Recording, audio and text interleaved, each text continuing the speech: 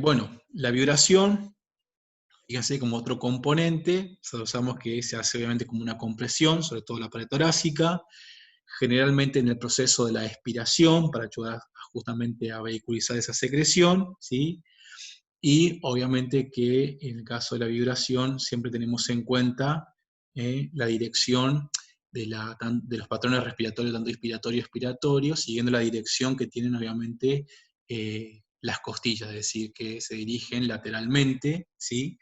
Y nosotros acompañamos hacia adentro, ¿sí? Hacia abajo y hacia adelante el proceso vibratorio cuando hacemos en ambas, diríamos en la cavidad torácica total, o cuando lo hacemos, ¿sí? En decúbito lateral o en decúbito prono. Vamos a tener un segundito que me está llamando su docente, licenciado Saracho.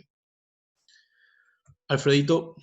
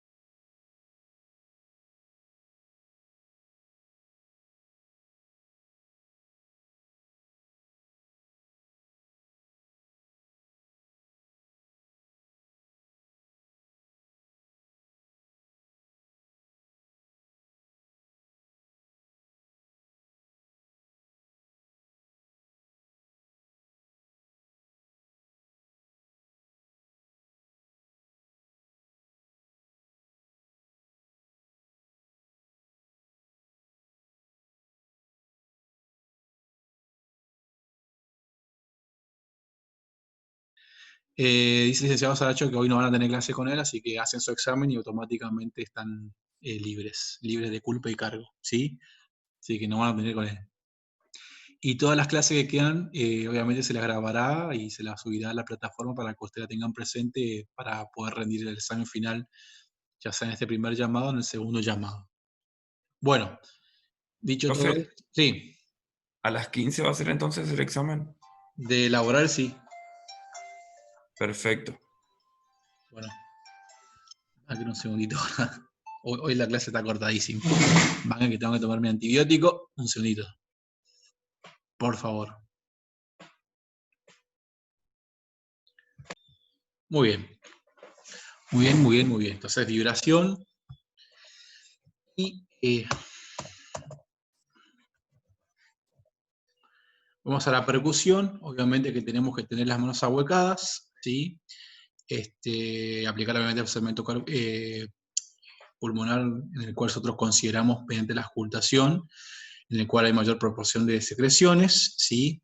Se puede aplicar en ambos tiempos respiratorios, ¿sí?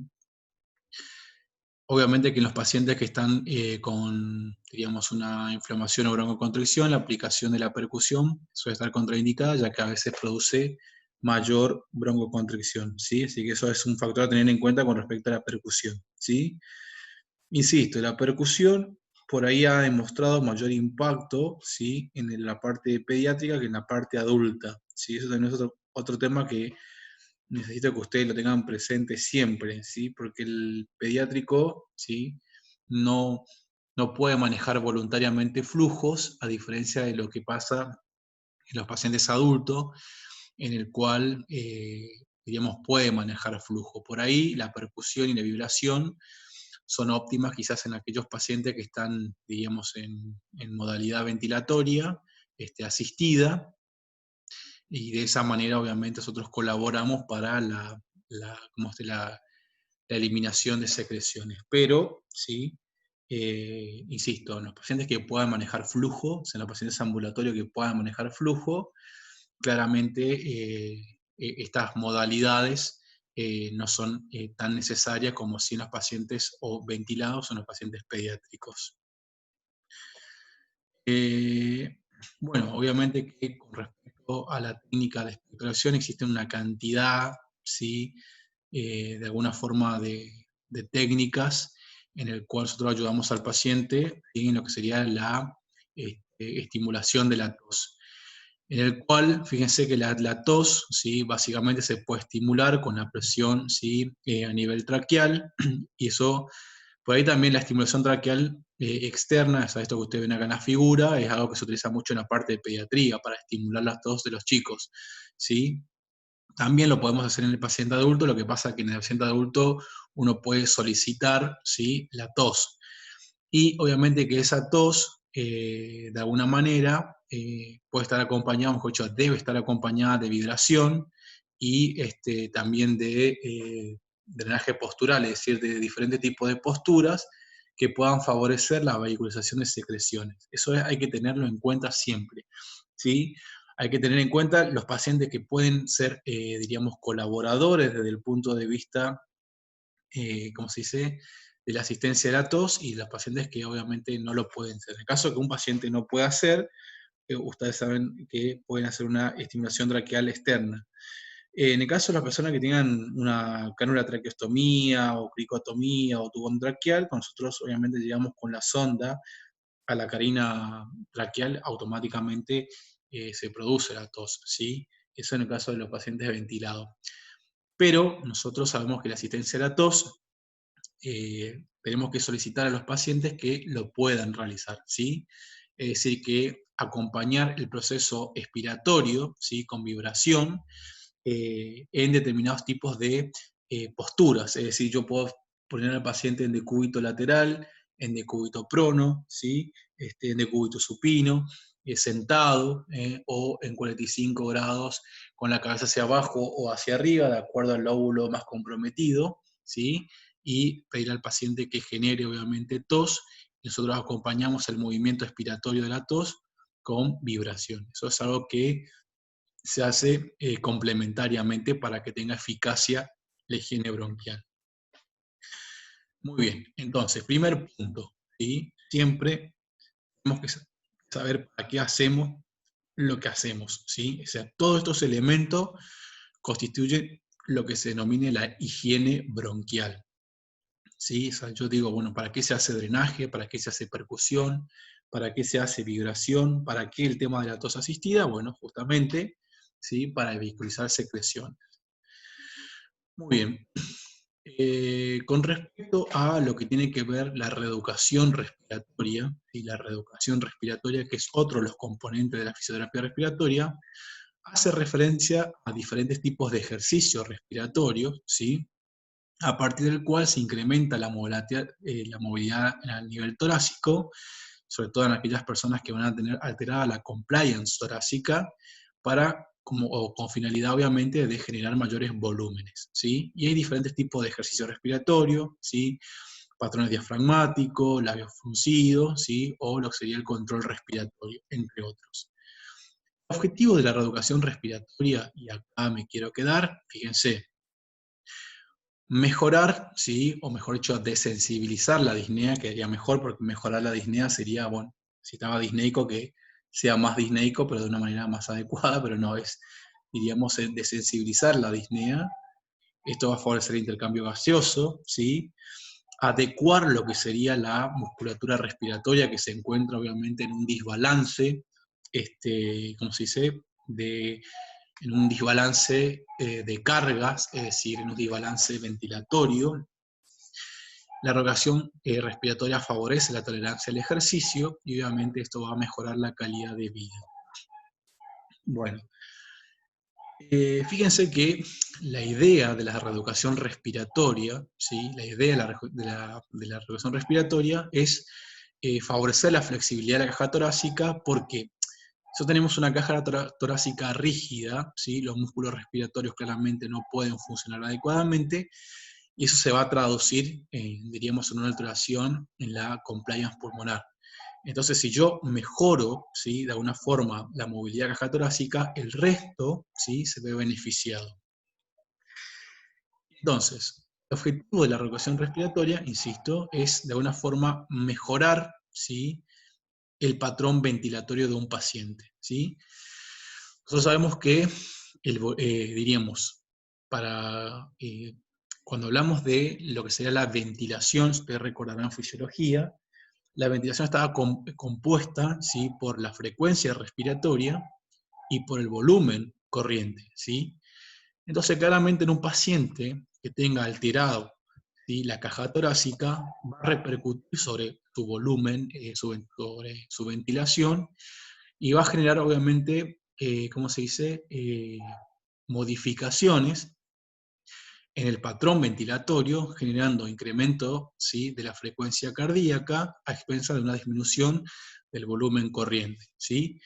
Entonces, nosotros, diríamos, vemos la relación entre el tiempo inspiratorio y el tiempo total, ¿sí? De la respiración. Entonces, ustedes recordarán que el tiempo inspiratorio, ¿sí? Podía durar hasta 2 segundos, el tiempo expiratorio duraba hasta 3 segundos, ¿sí? Como patrón normal de la respiración. Todos esos elementos generan obviamente en un paciente, en un contexto patológico, como habíamos hablado de neumonía, asma, EPOC, bronquiectasia, atelectasia, que predominaba la disnea, ¿sí? Disnea. ¿Pero por qué se produce la disnea? Porque claramente hay una alteración en el patrón ventilatorio. Y la reeducación respiratoria viene a tratar, ¿sí? La parte musculoesquelética del patrón ventilatorio, ¿sí? O sea, la respuesta, la consecuencia de una alteración interna. Pero nosotros podemos trabajar sobre el patrón ventilatorio, ¿sí? En conjunto con, por ejemplo, ¿sí? La higiene bronquial. Porque por ahí, si tenemos un bronquio ocluido por secreciones, me va a alterar el patrón ventilatorio, generándome obviamente disnea. Si nosotros hacemos una higiene bronquial y ayudamos a, de alguna forma, regularizar el patrón ventilatorio, eso favorece un adecuado ingreso de volumen. Entonces, son tratamientos complementarios que persiguen diferentes tipos de objetivos. Bueno, seguimos con los objetivos: aumentar la eficacia respiratoria, porque mejora la ventilación la perfusión, la función de la parte muscular, ¿sí? Secundaria obviamente al incremento de la movilidad de caja torácica, ¿sí? Y como dijimos anteriormente, mejora la tolerancia a la actividad, ya que un paciente disneico, obviamente su actividad de la vida cotidiana va a verse afectada. Y a desensibilizar obviamente la disnea, es decir, a mejorar los patrones respiratorios. Entonces tenemos formas de trabajar: ventilación lenta, respiración con labios fruncidos, ustedes habrán escuchado, ventilación dirigida en reposo y en actividad, y diferentes tipos de movilizaciones torácicas. Todo esto forma parte de la reeducación respiratoria. Bueno, ventilación lenta, controlada, todos tienen la misma modalidad o la misma dosificación. Se trata, ¿sí?, de que el paciente invierta conscientemente, de alguna manera, la energía en generar esa regularización en su tiempo inspiratorio y en su tiempo expiratorio, ¿sí? Es decir, cuando nosotros decimos infla el pecho, ¿sí? Hunda el abdomen, y después ir sacando aire por tiempo, ¿sí? Como dijimos anteriormente, se puede combinar obviamente con labios fruncidos, ¿sí? Es otra de las técnicas. Los labios fruncidos, ustedes recuerdan que nosotros teníamos fisiológicamente, cuando hacíamos la expiración, teníamos una compresión dinámica de las vías aéreas, ¿sí? Que tendían obviamente a colapsar el alveolo, pero que eso no se producía justamente porque la salida de aire generaba una reducción, ¿sí? Una reducción de la vía aérea dinámica que hacía que el alveolo no se reduzca en todo su diámetro. En los pacientes que tienen un componente disneico, y más si estamos hablando de pacientes con EPOC que tienen una lesión parenquimal, la respiración con labios fruncidos, ¿sí?, favorece, ¿sí?, de que esos alveolos que ya están lesionados no se colapsen. Entonces nosotros le pedimos al paciente que tome aire, ¿sí?, y que lo saque lentamente, obviamente con el labio fruncido. El labio fruncido sería como una ayuda, una resistencia, ¿sí?, al aire expirado, y de esa forma, ¿sí?, como el aire no sale bruscamente, los alveolos tienden a no ser colapsados.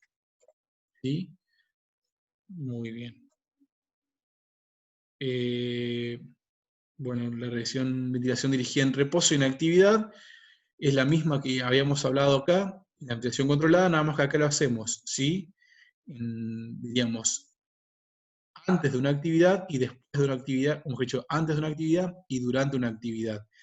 La idea sería adaptar al paciente a una actividad, diríamos, de su vida cotidiana, ¿sí? Ya sea trabajar, en la forma que él trabaja, diríamos, en las actividades domésticas, en las actividades de higiene personal, en las actividades funcionales. Así que el paciente pueda controlar su ventilación, ¿sí?, en sus diferentes, diríamos, funciones de la vida cotidiana.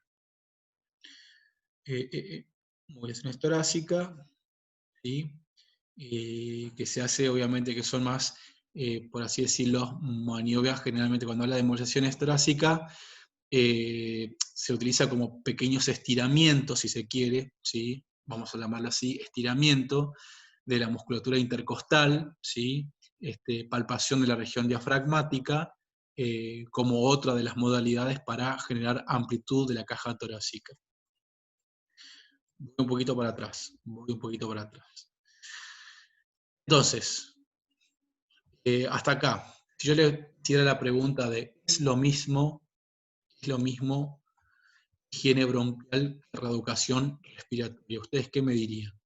¿Es o no es lo mismo?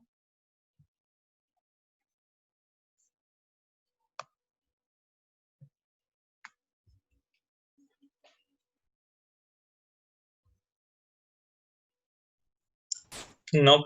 No. ¿Cuál es el objetivo de uno y cuál es el objetivo de otro?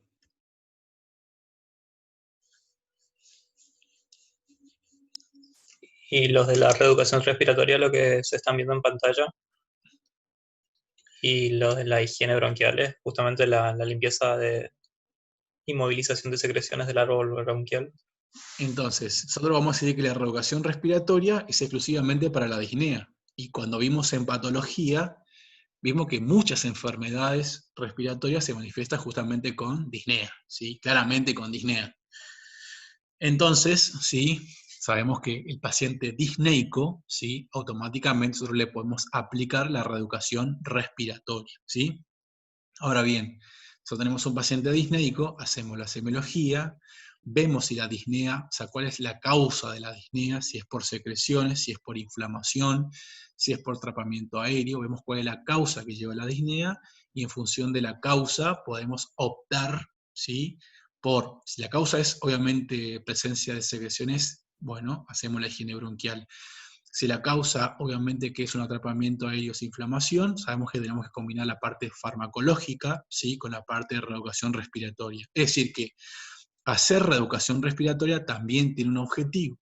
El objetivo es mejorar el patrón ventilatorio para que de esa manera disminuya la disnea. Eso ustedes lo tienen que saber para poder identificar a qué paciente le hacemos y para qué hacemos lo que estamos haciendo, ¿sí? O sea, no hacer cosas por hacer, sino saber que los pacientes presentan ciertos signos y síntomas que corresponden a una inferencia que es claramente kinésica.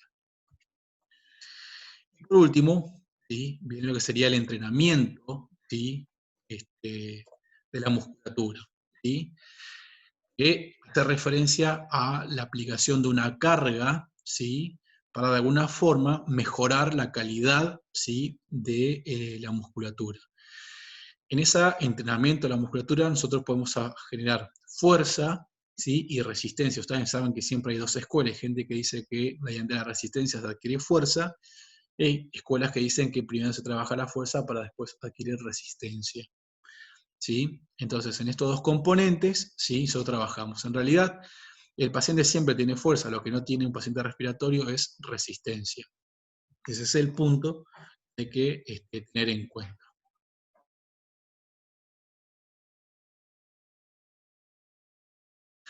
Entonces, el entrenamiento, diríamos, de la fuerza, ¿sí? Consiste obviamente que uno haga una inspiración y una expiración, pero con una dificultad, ¿sí? O sea, sí, con una dificultad.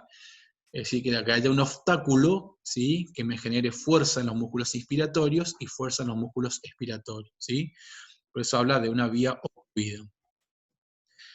Entonces, los entrenamientos de resistencias, hay diferentes tipos de elementos, por así decirlo, que es lo que más se utiliza, a través del cual hay como un tubo, ¿sí? Que presenta diferentes tipos de orificios, sobre los que nosotros hacemos fuerza para tomar aire o para sacarlo, ¿sí? Acá tenemos justamente, de alguna forma, los diferentes tipos, sobre todo en esa primera parte, los músculos respiratorios, hiperventilación, ¿sí? El flex y el tresol, que lo que se hace es obviamente trabajar, diríamos, con la frecuencia respiratoria, ¿sí? Para adquirir fuerza, tanto en la parte inspiratoria, ¿sí? Y en la parte expiratoria. Acá tenemos el tresol, y fíjense que tiene una boquilla, ¿sí? Y mediante este sistema, diríamos, se va ajustando acá arriba, se le va ajustando, ¿sí? Y se le va reduciendo los orificios para que la persona cuando inspire haga más fuerza o cuando expire haga más fuerza. Y lo mismo pasa en el mismo dispositivo, ¿sí? Acá vemos, ¿sí? El flex, que también se acompaña con una pincita nasal, ¿sí? Este es el mismo, nada más nosotros le vamos colocando los diferentes diámetros más pequeños. Obviamente, cuando más pequeño el diámetro, más fuerza tiene que hacer el paciente, ¿sí? Bueno, la hiperventilación isocápnica es, diríamos, generar básicamente fuerza en la ventilación de una forma progresiva, ¿sí? Es decir, incrementando, diríamos, en el tiempo la cantidad de respiraciones por minuto, si se quiere, ¿sí? Sin generar, obviamente, una hipercapnia, se llama una isocápnica, ¿sí? Sin generar una hipercapnia, entonces nosotros vamos incrementando la frecuencia respiratoria para que el paciente adquiera resistencia en el tiempo. Bueno, claramente el entrenamiento muscular es totalmente diferente, ¿sí? Diferente. Ahí está. Aguantemos un segundito. ¿Cómo estamos? ¿Todo bien? ¿Todo tranquilo? Bueno. Entonces, el entrenamiento de resistencia, fíjense que es totalmente diferente a lo que tiene que ver una reeducación respiratoria, ¿sí? La reeducación respiratoria tiene como finalidad regular los patrones respiratorios, y el entrenamiento de la musculatura tiende a darle resistencia y fuerza para que se pueda mantener una ventilación en el tiempo, ¿sí? Entonces, la forma de generar justamente esa fuerza, esa resistencia en el tiempo, se hace a través de dispositivo o entrenamiento, obviamente, de la ventilación sin ningún tipo de dispositivo que me genere más fuerza para respirar. Entonces se ponen a pensar, cuando nosotros inflamos un globo, ¿sí? Hacemos fuerza para poder sacar aire. Bueno, hay diferentes dispositivos que lo que se hace es usar fuerza, pero para hacer entrar aire, ¿sí? Hay de hecho unas mascarillas que se están utilizando hace bastante en los entrenamientos en deportistas. Bueno, algunas de esas se han adaptado a la parte de resistencia, en la parte muscular respiratoria. Lo que sí me parece interesante, ¿sí? Que quede claro la diferencia entre las tres tipos de técnicas. Es decir, lo que tiene que ver con la higiene bronquial, en la reeducación respiratoria y lo que tiene que ver en el entrenamiento de la musculatura. Entonces, claramente, yo jamás puedo a un paciente imponerle un entrenamiento de la musculatura respiratoria si está disneico, ¿sí? Primero tengo que controlar la disnea, ¿sí? Mejorar su patrón ventilatorio para poder generar, obviamente, un entrenamiento muscular, ¿sí? Y yo, obviamente, antes de generar un entrenamiento muscular, tengo que ver que el paciente no tenga ningún tipo de secreciones, ya que las secreciones en sí mismas le van a generar dificultad en el flujo aéreo. Entonces, estos tres elementos me parece que son interesantes que ustedes lo tengan en claro, las diferencias. en quién puedo aplicar un entrenamiento muscular, en quién puedo aplicar una reducción, una reeducación, y en quién puedo aplicar una higiene bronquial. Sí o sí me interesa que ustedes lo sepan, ¿sí? Que ustedes lo conozcan. Después, obviamente, podemos hablar de las técnicas de entrenamiento, los dispositivos, cuántas series, cuántas repeticiones, en quién sí, en quién no, por qué sí o por qué no. Claramente, los pacientes EPOC son candidatos a entrenamiento muscular, siempre y cuando no tengan un patrón disneico, ¿sí? Eso lo vamos a asociar con la mecánica ventilatoria que se da en fisiología del ejercicio. Bueno, y acá tengo algunos artículos que se los voy a subir también a la página para que ustedes lo tengan presente, ¿sí? De lo que tiene que ver la fisioterapia respiratoria en diferentes tipos de patologías, ¿sí? En quién sí y en quiénes no, en los pacientes de neumonía, y eso también es de neumonía. Y este tipo de trabajo que lo que hizo fue justamente aplicar fisioterapia respiratoria, ¿sí? Más fisioterapia respiratoria con electroestimulación muscular en pacientes con EPOC de característica moderada. Fíjense qué interesante como trabajo de investigación. Esto se lo voy a subir para que ustedes lo tengan presente. Y obviamente, metaanálisis de Cochrane relacionado con, obviamente, lo que tiene que ver con fibrosis quística, que es donde está más desarrollada la fisioterapia respiratoria. Gente, se corta y le envío la invitación para